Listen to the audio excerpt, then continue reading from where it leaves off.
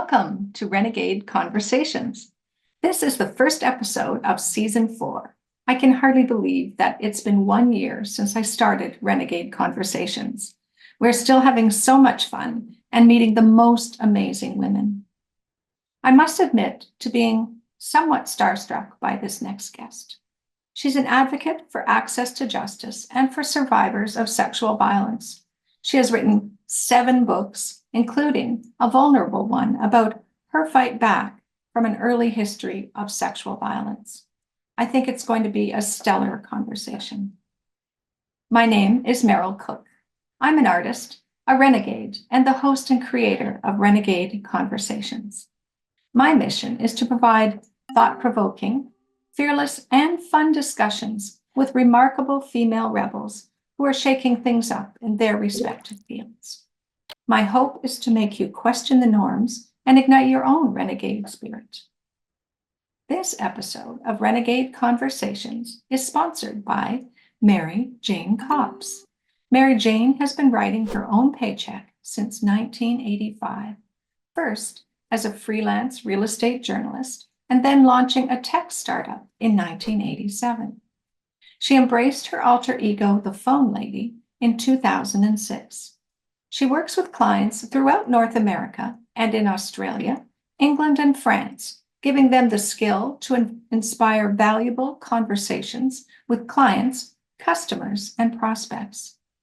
Mary Jane has been profiled as a communications expert by Australian Broadcasting, Fox and Friends, Harry Enton's CNN podcast Margins of Error, as well as by the Wall Street Journal, National Post, the Globe and Mail, CBC, CTV, Global, as well as other publications, television, and radio outlets, including, and this is my personal favorite, a very silly skit on This Hour Has 22 Minutes.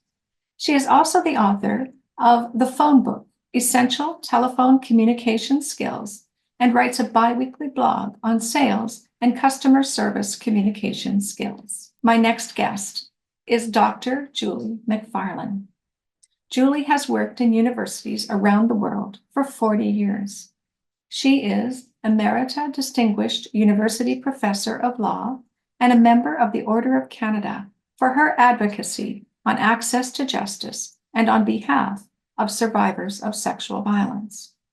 Julie is co-founder with Zelda Perkins of Can't Buy My Silence, campaigning to make the misuse of non-disclosure agreements illegal. Her books include The New Lawyer, Islamic Divorce in North America, and her description of her personal fight back from an early history of sexual violence in Going Public, which was published by Between the Lines Press in 2020. Julie was previously the founder and director of the National Self-Represented Litigants Project.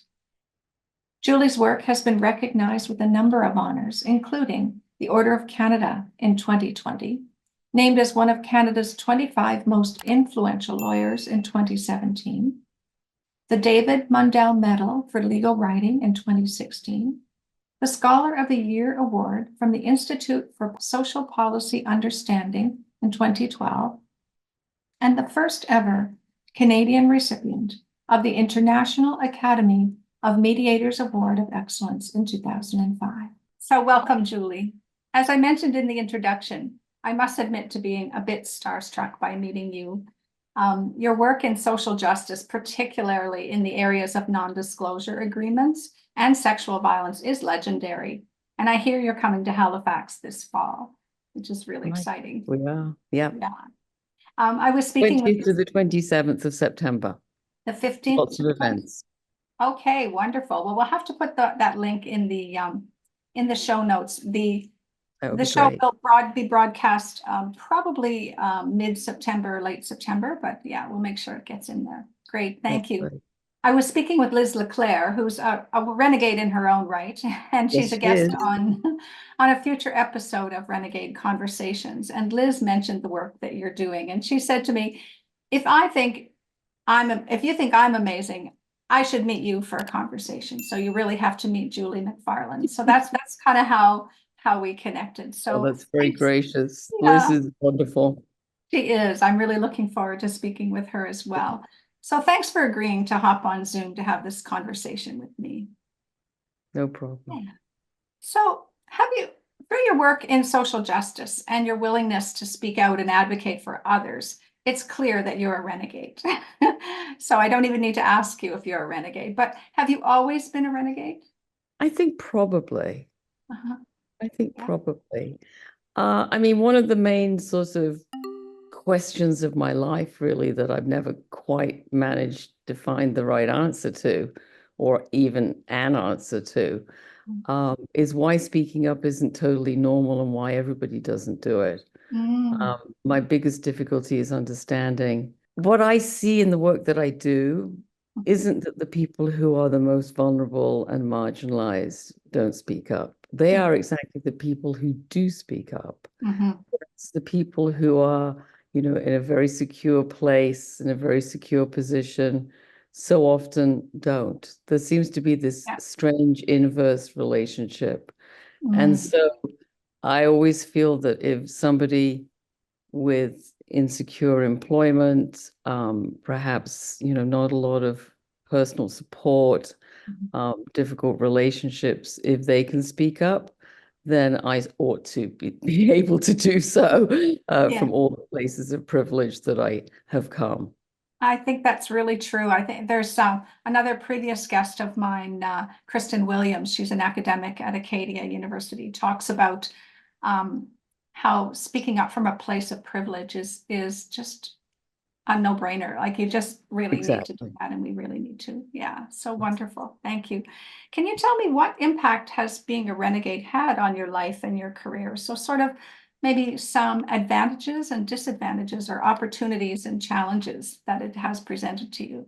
Well, I am evidently a relentless optimist, even in a way that is sometimes frustrating to myself. Uh-huh. Um, so I'm probably going to emphasize the pros, but just to say a little bit about the cons, I think that one of the things that renegades have to figure out how to handle is being somewhat of an outsider, somewhat of a not really a full part of the team. Now, when I was first a very junior university professor, I was so committed and wildly enthusiastic about the whole university and Mhm. educational project, and in Mhm. particular, the potential that it could have for transforming the legal profession. Mhm. And so it seemed to me that, we ought to be modeling being critical in a constructive way of the legal Mhm. system, that as professors, we ought to be very conscious in our pedagogy and our teaching Mhm. that the legal system is about power. And we would really like students and lawyers of the future to understand something about those power imbalances and their relationship to it. So, right from the very beginning, I was talking about things that I, only subsequently discovered my colleagues in my institutions took a somewhat dim view of, Mhm. because I just assumed that everybody would think this way because I thought it was obvious to do Yes. this. But I mean, really, from the very beginning of my academic career, I've had all kinds of grumps and humps, and I've been pushed out. I think I've lost 3 jobs, academic Mhm. jobs, because of my principles. Uh-huh. But I've also had many, many, many extremely uncomfortable years, feeling like my work was seen as being on the lunatic fringe. Uh-huh. Um, Yeah. but on the other hand, I don't have a regret about anything I've done. Mhm. I think that if I was talking to a junior academic now, I might suggest to them that they worked on something somewhat more traditional in terms of research, as well as doing more Uh-huh. renegade work, Uh-huh. because I think probably I took a lot of risks and I did pay for them Yeah. with at least 3 jobs. Yeah. Um, Yeah. but I don't have any regrets about Mhm. doing it because it's Mhm. what I think the whole enterprise is about. When I first graduated from law school, which I did when I was just 20, Mhm. I was completely disaffected by that point, having gone to law school with high hopes that law really could be, a champion Mhm. for people and really could help people find a more equal footing. Mhm. And I had, in true melodramatic fashion, a big bonfire in my backyard where I burned all my law books and notes.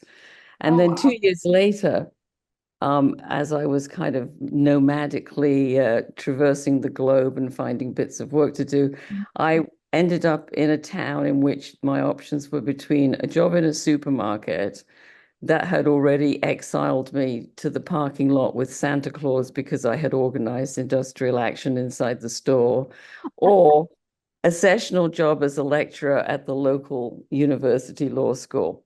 Oh my. So I took the university law school sessional job and Uh-huh. I got hooked on teaching. So this bizarre way, law found its way back into the center of my life. And, most of what I've done since has been about trying to make law actually work for Mm-hmm. people. Mm-hmm. Mm-hmm. That's wonderful. And I can understand your frustration trying to come at the law from the inside when you're kind of pushed out and not really accepted. And so it must have felt very lonely at times. Um, yes, it did feel, I mean, especially the final denouement at the University of Mhm. Windsor Mhm. has since felt very lonely. Um, and it did feel lonely at other times as well. But I was usually able to find allies, most often students, Mhm. but also occasionally other faculty, other professors. And Mhm. yeah, I just had always had a really strong belief that the university had a really important role to play here, and Mhm. that on the inside I could play a part of that. Mhm. Mhm. Yeah. And what sounds like a theme that I've heard from other renegades is that one of the ways that you cope with being a renegade is by searching out other like-minded individuals. So Yeah, basically finding your clan and hanging out with them and that's making lives right. with That's them. right. Yeah. But it's hard to find that clan in academic law schools. I can imagine. I can just imagine. There are some of Oh, them there. Yes, there are yes, some. yes. Oh, lovely. So we're going to take a short break for a message from our sponsor. And when we come back, I'm going to have some fun questions for you. Hi, fellow renegades. I'm Mary Jane Cops, otherwise known as the Phone Lady, and I'm delighted to be sponsoring Meryl's Renegade Conversations because I'm all about the conversations. I work with clients throughout North America, in England, France, and Australia, working with teams and individuals to help them inspire amazing conversations with their prospects, their clients, their customers, even their family and friends. Want to learn more? Head over to my website, thephonelady.com. And we can also connect on LinkedIn. I'm the only Mary Jane Cops on LinkedIn. I look forward to meeting you. Now let's get back to Meryl and her guest. So welcome back from the break. We just heard from our sponsor, Mary Jane Cops. And Julie, tell me, in grade 2, what kind of a kid were you? Grade 2. Okay, I have to do a quick translation. What age is that? That is 7? around 7. Mhm.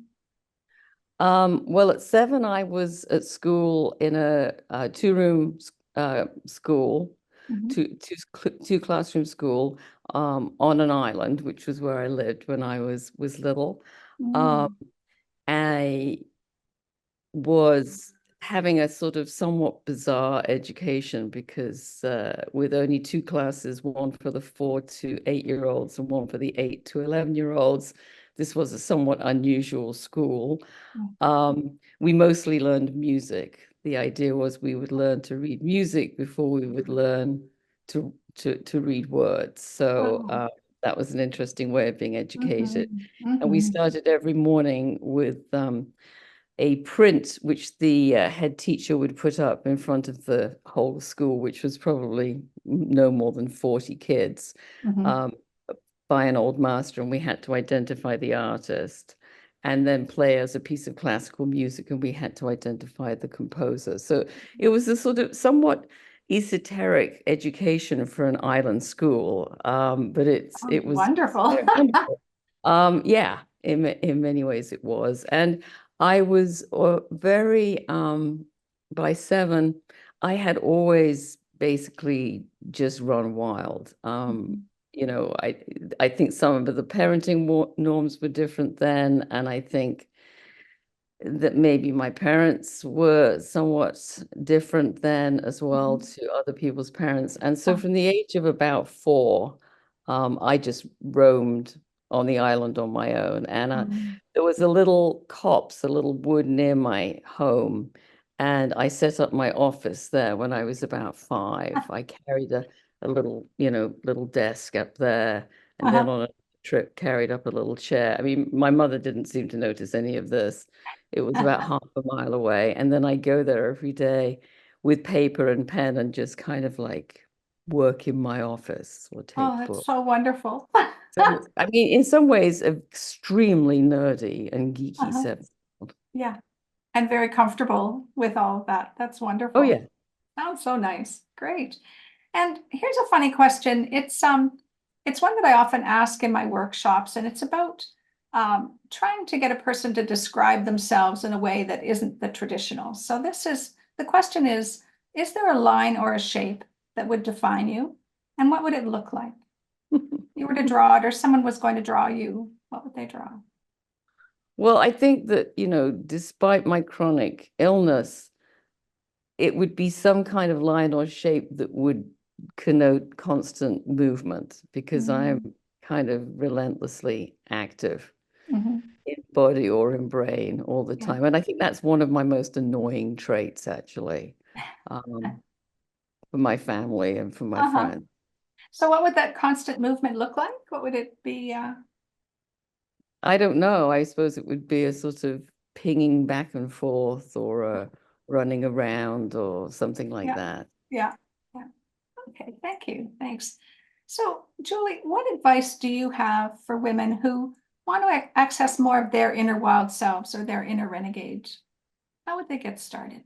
Well, I mean, I think the sort of the central issue that we all struggle with is giving more importance to something that we believe is really important to do, even if it's unpopular, than people approving of us. And, you know, there's a really, really, really strong amount of pressure on people for all kinds of reasons of class and race and gender to behave in conforming ways and to behave in ways that they're expected to behave. So I think that to be someone who does things that other people don't always approve of, or in my case, probably often don't approve of, you have to be willing to feel that that's more important than what people think of you. So I suppose that relates to 2 things, really: having an inner self-confidence, which of course waxes and wanes at different times in our lives, gets better as you get older, I think. And secondly, to have some really supportive people around you who are prepared to go all those miles with you. I mean, I have an amazingly supportive, 100% committed husband who, you know, might occasionally roll his eyes and say, "Do you really have to?" And when I say yes, he goes, "Okay." Yeah. And I have 3 daughters and a son who are also well used to me, but certainly support me in all that I do. That's So lovely. That's lovely. So really find your people who support you and develop that inner self-confidence are the 2 yeah, things. which, you know, isn't a clear straight line. And I think especially for women, it's not a clear straight line. You know, I'm living a very different life than the life that my mother or my grandmother lived. But I also think I'm living a good life that, you know, they would, in principle, at least approve of. Nice, nice. So what are you working on these days that you're most excited about? Well, clearly the NDA campaign, because it's got so much momentum so fast. I've never worked on an issue that has come this quickly to a kind of point of clear tipping point and change. Usually it takes much, much longer than this. And I'm confident that within, I don't know if I could actually put a number on it, but let's say 2-3 years, that we'll be looking back and remembering how we used to do those NDAs, and weren't they so bonkers? Because they Uh-huh. are completely They bonkers. are. They protect the Uh, people who have done the harm as opposed yeah, I to. mean, they're just outrageous Mhm. and Mhm. egregious. And so I think it's not a difficult argument to make morally. I mean, sometimes there are more difficult arguments to make that Mhm. require people to understand a lot more complicated stuff than this Mhm. one. I mean, Mhm. yes, there's some law involved here, but it really is not rocket science law. It's Mhm. pretty straightforward. Mhm. That people, are being asked to basically agree to be silent for the Mhm. rest of their lives. And it's insane. Yeah. Uh, and it will end. So I'm very excited about our federal bill, about our provincial bills, Mhm. about all the things that are starting to happen in universities with our Mhm. voluntary university pledge. Mhm. Equally, I'm excited about some of the work that's starting to happen in the union movement Mhm. to no longer cooperate with Mhm. NDAs because they're not Mhm. serving their members. Yes. So there are lots of bits and pieces that are happening and coming together, Mhm. and it's an exciting time. It is very exciting. And do you have any sense of why it's coming together so quickly at this time? Is there some sort of something that's Well, happening in the world that's I think most of my activism over 40 years really has rested on a belief, which I think is part of why this is happening with NDAs, that Mhm. when people are properly informed about something, Mhm. we can fix it. I Mhm. mean, when you're trying to change the law, obviously you're lobbying government and you're talking to politicians and policy Mhm. advisors and so Yeah. forth. But it also makes a difference if public opinion starts to move and people start to care about an issue that was perhaps hidden to them before, Mhm. or an issue that they didn't have, they didn't feel like they had enough knowledge to have a view on. Mhm. Mhm. And so I think that um, we and others have done a really good job in the last couple of years of really getting the message across about what NDAs are doing and their consequences for people, and finding ways for people to be able to talk about the trauma and Mhm. the impact, which Mhm. doesn't endanger them legally, which we've Right. done.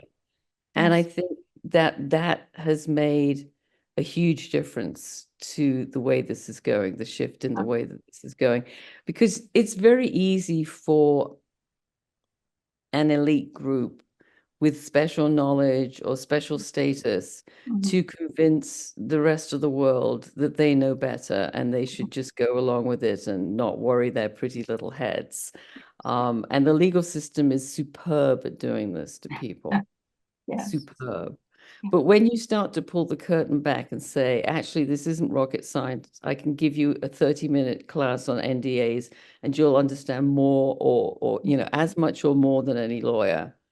And if you think about what it actually does to people, Mhm. that changes people's views, that changes Mhm. their ideas. And Mhm. I think Mhm. that has a huge potential to carry itself forward into social reform and Yeah. legislation. Wonderful. Good. Yes, I'm certainly seeing a lot about NDAs in the news, on LinkedIn, and all around. So Yeah. it's wonderful. That's great. So, who is your favorite renegade? Do you have someone that you would say would be your favorite in terms of renegades? They could be Well, alive or not alive. yeah, yeah. I mean, yes, I've certainly seen renegades who I'm not necessarily going to mention by name, but individual lawyers, Mhm. usually women, who are Mhm. working really hard to make a difference. And they're not doing it in a way that has them, at the Supreme Court of Canada or on the front pages, but they're really working to change the assumption that lawyers just tell clients what to do, change the assumption that clients and lawyers can work together and Mhm. collaboratively. And there are loads and loads of those heroes Nice. all over the country, but they are renegades because they're kind of pushing upstream Yeah. against what the tradition is. In terms of individuals, I don't think that I have a particularly unusual choice as a very admired renegade when I say Ruth Bader Ginsburg, or as we sometimes call her, RBG. Uh-huh. She, I think, saw so many of the issues that are only now, some years after her death, starting to become apparent to people. Issues around the risk to abortion rights and reproductive freedoms. She talked about NDAs about 10 years ago. Nobody took any notice. She had her finger on so many of the themes that I think we see as being more and more important. And it's, on the one hand, to be a renegade in the Supreme Court of the US judge, you would say, well, that's a pretty privileged place to do it from. But it's also really, really hard to get all that way to that position, to just toe the line just enough, but to be brilliant. So they have to put you there. Yes. And then continue to be principled. And I think that she's pretty extraordinary in that respect. Oh, that's a wonderful choice. Wonderful. Well, thank you so much. Do you have a question for me? Well, I suppose I'm interested in how you find your renegades. Well, it's been really interesting, and it's been snowballing, I would say. I've been doing this for a year now.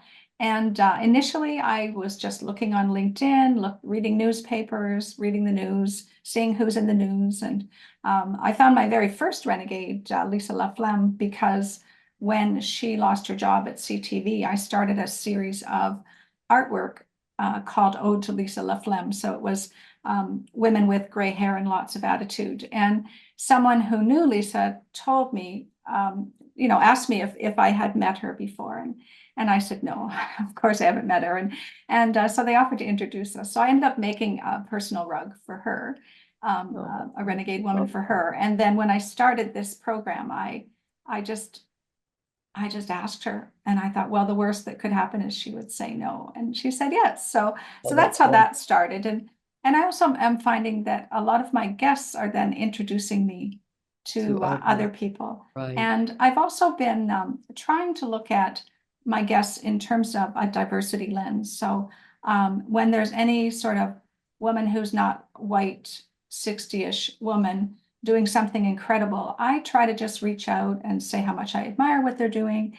And if they're open, I invite them to be on the program. And that's been really successful. And what happens then is that then these women introduce me to people within their circle, that Right, people so it's I would never be able to meet, right? Yes, So it's yes. been pretty wonderful. Well, I'd be happy to make some introductions thank and you. recommendations for you as well. And by the way, I love your rugs. They're beautiful. Oh, thank you. Thanks so much. Yeah, that's great. Yeah, yeah, thank you.